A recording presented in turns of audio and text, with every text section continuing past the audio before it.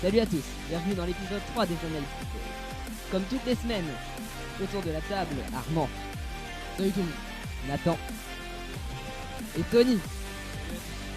Alors on a un premier invité pour cet épisode 3, c'est Quentin. Bonjour Benjamin. Alors, alors avant de commencer cette émission, je voudrais vous m'excuser auprès de ceux qui nous regardent.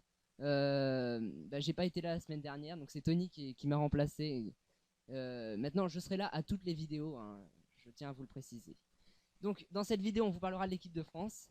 Le tirage de l'équipe de France qui s'est déroulé cet après-midi. Donc, l'équipe de France a tiré l'Ukraine. On va en reparler tous ensemble dans quelques instants. On parlera aussi du dérapage d'Evra dans Téléfoot. Dans un interview, il s'est violemment attaqué à des journalistes. Et aussi de la Ligue 1 avec le but de Zlatan, qui est un... Bon voilà, vous me direz vos impressions sur ce but. Quel est le plus beau but entre celui de Cavani et celui de Zlatan? Les pronostics aussi, bien sûr, comme chaque semaine, les pronostics des matchs de l'équipe de France et aussi de ceux de Ligue 1.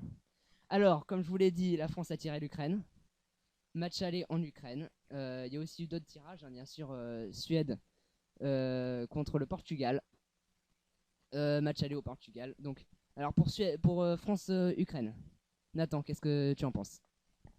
Oui, je pense qu'on a quand même tiré l'équipe sur le papier qui sera la plus facile à jouer, une équipe jeune, sans expérience, mais qui sera motivée comme toutes les équipes assez pas très fortes sur le papier.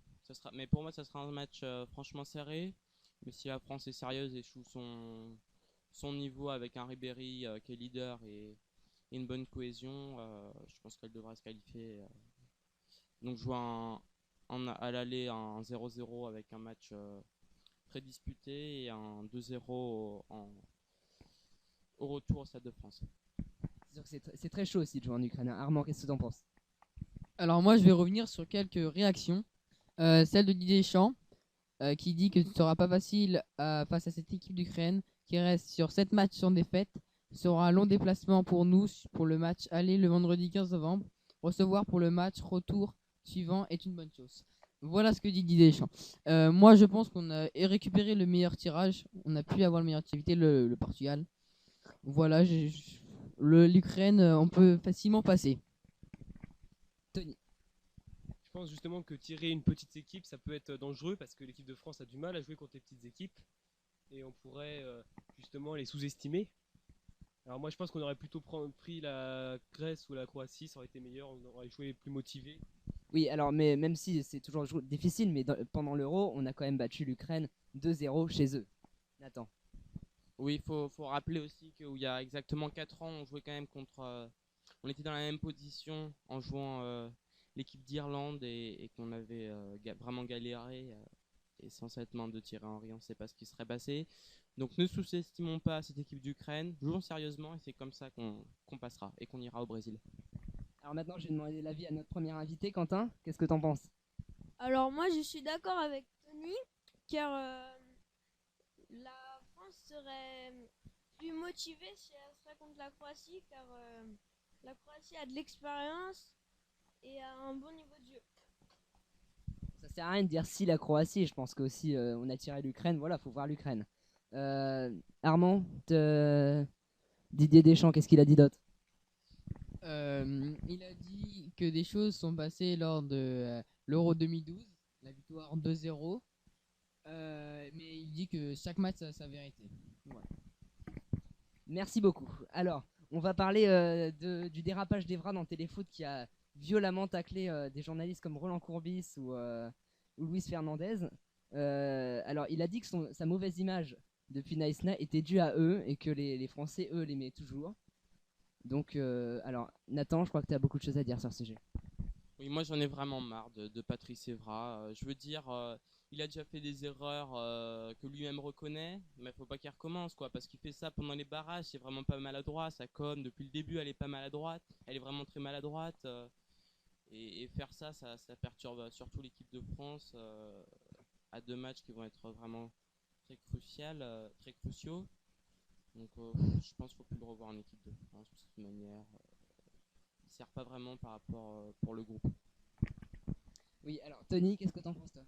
Et moi, je pense que Evra, il a une attitude inqualifiable. Vraiment, c'est pas possible. Donc, c'est un homme contrasté parce il a pu dire des bonnes choses, il a pu regretter ses erreurs, mais je pense qu'il a plus sa place en équipe de France. Il arrive à terme, là vraiment, c'est plus possible. Il faut changer de génération et cette génération de Maesna, il faut qu'elle disparaisse petit à petit.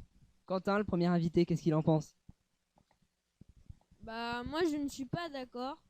Car, comme on peut le voir, à Manchester, il a un bon niveau de jeu. Il faut juste qu'il se remotive et qu'il arrête de penser ça. Oui, alors il a aussi. Bah, Tony, vas-y alors.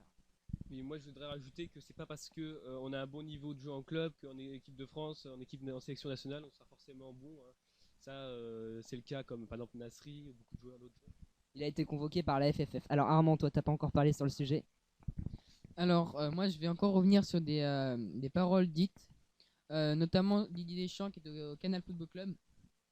Il a dit qu'il regrettait les propos tenus par Patrice Evra. Et donc les journalistes en cause dans ces dialogues ont tout de suite réagi. Ménez qui a dit Evra, quand ça vient du caniveau, Evra devrait raser les murs. Courbis a dit Evra, depuis ce matin, c'est devenu mon idole. Fernandez, Evra, je n'étais pas capitaine à Kniasna, moi. Voilà. D'accord, Nathan. Oui, bon, ce qui est dommage avec Patrice Evra, c'est que c'est un joueur qui a pas su tirer les enseignements. Je pense par exemple, enfin Ribéry et Samir Nasri ont visiblement euh, accepté le statut qu'il devait être en équipe de France et ont su tirer leurs erreurs. Ribéry qui est maintenant bon et même très bon et qui va peut-être être Ballon d'Or. Lui, c'est l'exemple à suivre et je pense que Samir Nasri, entre autres, l'a suivi. C'est dommage que Patrice Evra le fasse pas parce que je pense que c'était quand même quelqu'un d'assez intelligent, mais il est mauvais dans sa communication. Patrice Evra regrette ce qui s'est passé à Nice Night. Il a dit on a été des gamins dans son interview téléfoot. Armand. Moi, je pense que c'est pas une attitude mature pour un joueur de foot. Un joueur de foot, normalement, est-ce qu'il doit agir normalement hors du terrain. Il n'a pas le droit de tenir ses propos. Ouais, une attitude mature, c'est sûr quand on est capitaine de Manchester United, un si grand club, et qu'on a été élu meilleur arrière-gauche d'Angleterre, on se doit à 32 ou 33 ans de ne pas tenir des propos pareils. Voilà, merci beaucoup sur ce dossier. Alors oui, je voudrais revenir sur les pronostics des matchs de l'équipe de France. Nathan, tes pronos. Et puis ceux du Portugal, bien sûr. Moi, je pense que l'équipe de France va faire un 0-0 au match aller et, un match retour 2-0 au Stade de France. Et pour la Suède, surtout, un partout au Portugal pour le match aller et un 1-0 pour la Suède au match retour. Tony. Moi, je vois bien déjà en Ukraine, je vois bien un 2-1 pour l'équipe de France avec une ouverture du score de l'Ukraine. Et en match retour, je verrais bien un 2-0 comme à l'Euro 2012. Pour ce qui est de la Suède et le Portugal, je trouve que c'est un match déjà sur le papier qui fait envie, vraiment, ça peut être un très bon match sur le papier. Je verrais un 2-1 pour le Portugal au match aller et un partout au match retour. Quentin. Alors, moi, au match aller, je verrai un 2-2. Et au match retour, je verrai un 3-2 en faveur de la France. Armand, qu'est-ce que t'en penses? Alors moi, au match aller de la France, je vois un 2-1 pour l'équipe de France sur encore un but de Ribéry et un but de Benzema. Au retour, le match sera beaucoup plus facile pour l'équipe de France qui devrait gagner 3-0 pour moi. Après le match Portugal-Suède, je vois un 1-0 pour le Portugal chez eux et un 3-2 pour la Suède chez eux aussi. Merci à tous. On va maintenant fermer cette page d'équipe de France, cette grosse page de l'équipe de France. On va parler de la Ligue 1 avec le but Zlatan, le but de Zlatan en talonnade mais retourné comme ça. Donc très très magnifique but. Donc alors Quentin, t'es parisien toi. Le but de Zlatan, est-ce qu'il est plus beau que celui de Cavani?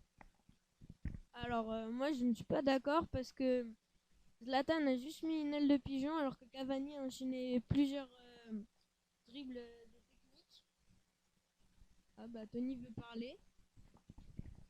Non, mais attends, excuse-moi, mais une simple aile de pigeon, c'est vraiment un geste atypique, vraiment unique. Vraiment, c'est extrêmement difficile de réussir un tel geste, alors que le but de Cavani, c'est un but déjà que beaucoup d'attaquants sont capables de mettre.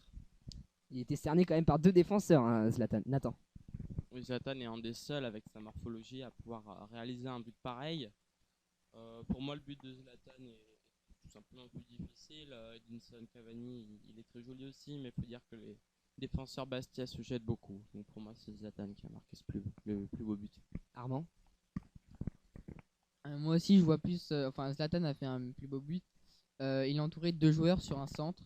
Il arrive à mettre une aile de pigeon, ce qui n'est pas facile. Et le but de Cavani est tellement vu par d'autres joueurs que ça devient un classique. D'accord, alors maintenant on va parler de Lyon-Bordeaux à Gerland qui s'est terminé par un but partout. Je rappelle aussi qu'il y a eu un carton rouge pour Alexandre Lacazette. Alors Nathan, pardon, qui est pour Lyon. Qu'est-ce que t'en... Euh, je pense que ce rouge est complètement justifié. Après, on a vu un match avec Lyon qui n'a pas refusé le jeu comme ça aurait pu être le cas.